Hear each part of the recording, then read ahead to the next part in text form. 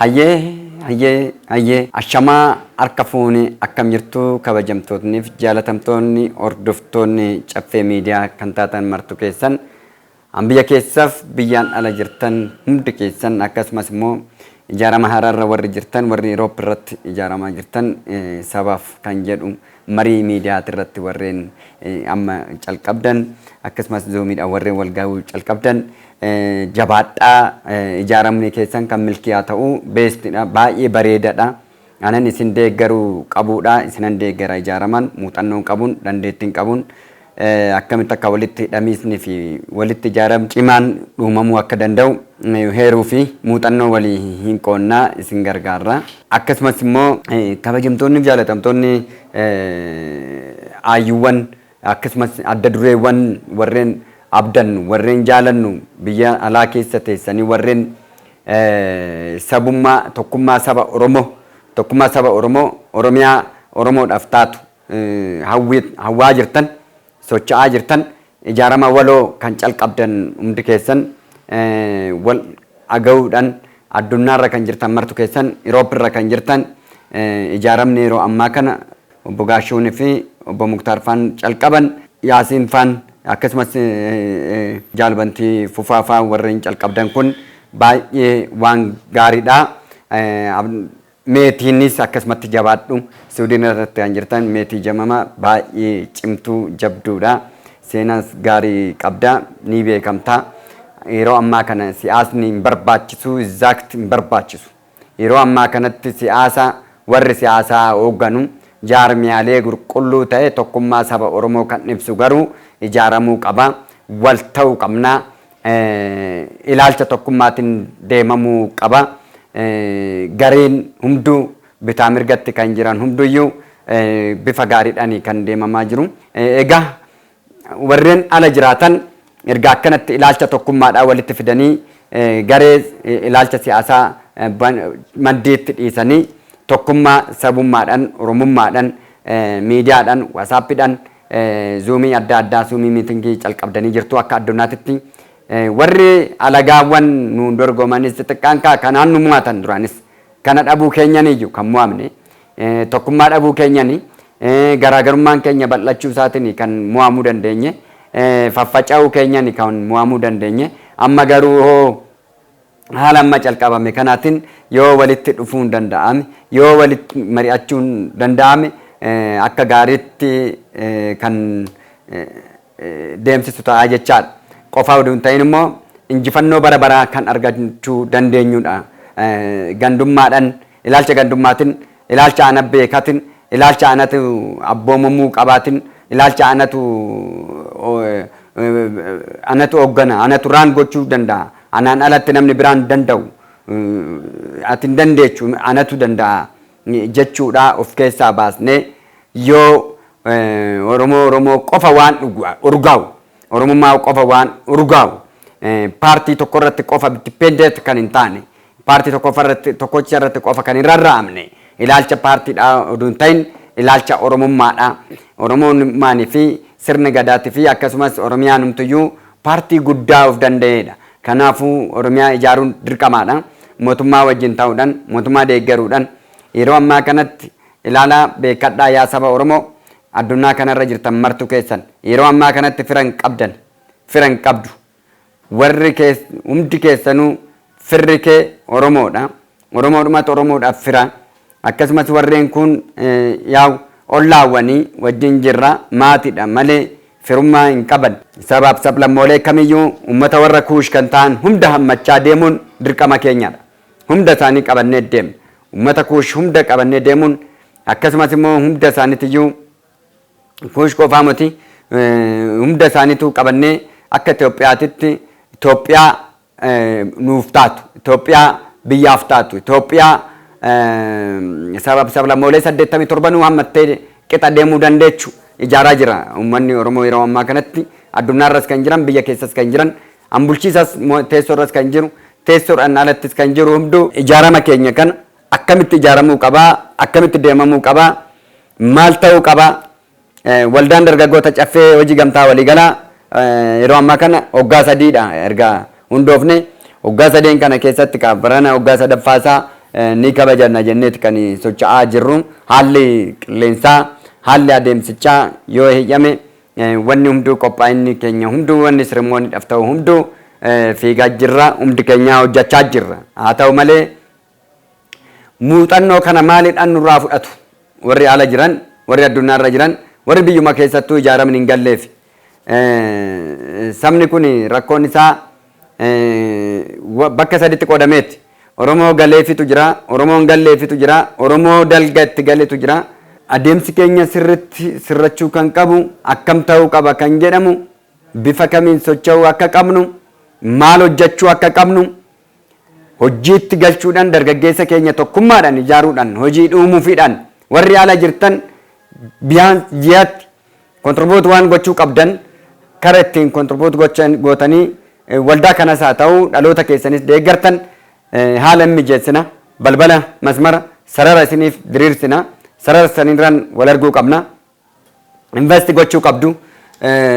bara dheeraadhaaf warreen dhuftanii hin beekne warri biyya keessan hin beekne hin jirtu oo dhuftan ammas goggogaadhuma isuma gattanii deemtan san irratti dhufuun qabdan oo isin achi teessan ijoolleen keessan warri as jiran hin jiru waan isin sheer kaampaaniidhaan yookaan waan tokko kontribuut gootanii asitti waan isin mijeessitan san irratti ijoolleen keessan as jiran hirmaannaa godhachuudhaan hirmaatanii hojjechuu hin danda'u galii argachuu danda'u isinis yoo dhuftanitti boqattu hin bohaarattu achi teessanii dhuunfaadhaan bifa harcaatiitiin maallaqa ergitanii qofa balleessurra walitti dhufnee cimmis mana guutteet qunxur mana fixxeessan barree cimmifachuu qabnaa jechaadha qusachuu qabnaa jechaadha dargaggeessi keenya walitti dhufuu qaba ilaalcha gaariidhaan walitti ijaaramuu qaba hambiyya keessaa walitti dhufee gaarummaan ijaaramuu qaba hambiyya alaa jirtan immoo walitti dhuftanii ijaaramtanii ilaalcha keessan adoolojii keessaa walitti ida'attanii sirritti tokkummaadhaan deemuu qaba kanaadha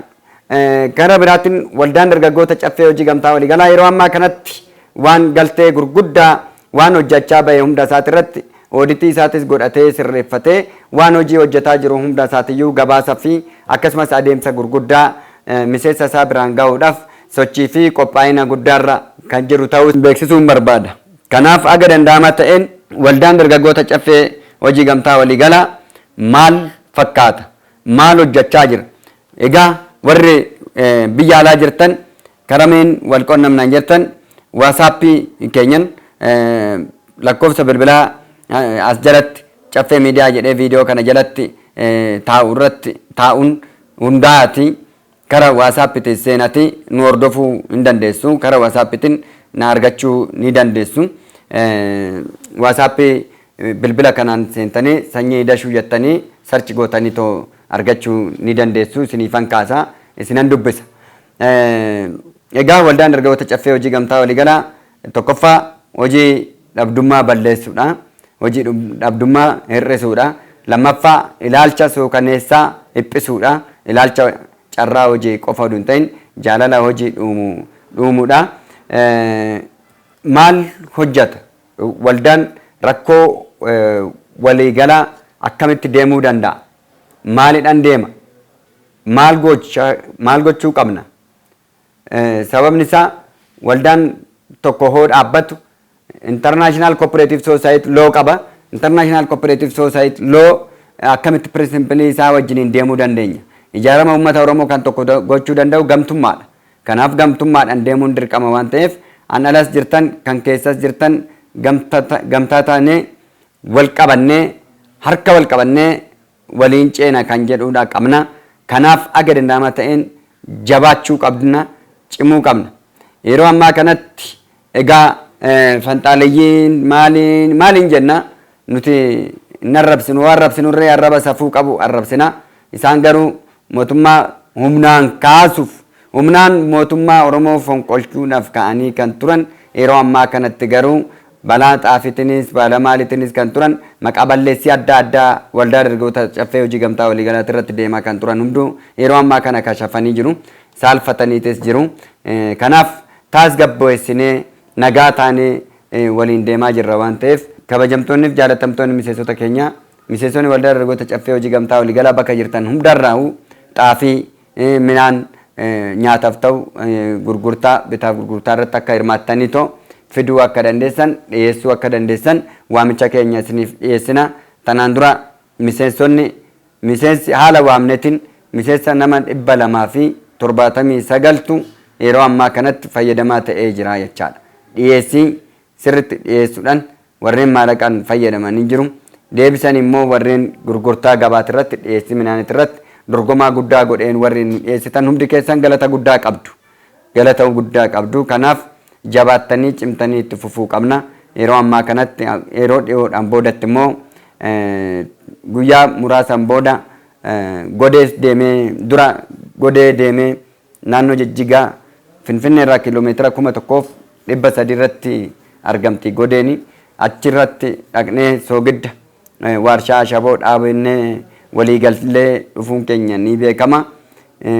Paakdi gochuudhaan export import gochuudhaan akkamitti hojjechuu akka qabnu itti deemaa jirra. Egaa soogiddi kun godeedhumarratti kaasee bakka oomishamu san irraa kaasee amma Finfinnee ga'utti dargaggeessa 1,700 carraa hojii dhuuma. Kanaaf isinis immoo warreen achitti dhaqnee hojjechuu hin barbaanna kan jettan yoo jiraattan achirratti carraan hojiidha. Achuma mana keessa kiraatiin alatti achuma kan jiraattan hojjechaa kan hojjettan warshicha irratti hojjechuu kan barbaadan yoo jiraattan isa san irratti isin kan qopheessinu ta'a. Akkasumas asitti soggaa dhufe immoo maashinii barbaachisa, warshaa barbaachisa. Daasbooraawwan dhufan tokko warri garraamummaa qabatanii dhufan jiru. Isaan wajjin wal ga'anii jiru. Isaan wajjin ta'uudhaan immoo maashiniin galchina. Maashiniin dhaabna, inni oomishna, soogidda asumatti paakti goona ni ergina. Kanaatiif iyyuu walitti qabameenya isaatiin kara miseensa 3,400 miseensa 3,400tu fayyadamaa ta'a jechaadha. Isinis akkasumatti akka fayyadamtan akka fiigdan miseensota kan hin taane immoo miseensa ta'uu akka dandeessan koottaa wajjin hojjanna. Koottaa yaada gaarii yaada hojiidhaaf fidaa. Koottaa wajjin hojjanna. Yaada siyaasaa qofa nutti fidaniin dhufina. Nuti siyaasarraa bilisa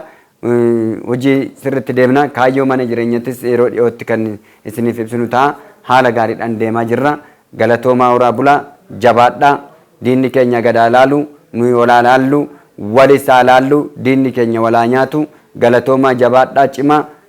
horaa bulaa leebana.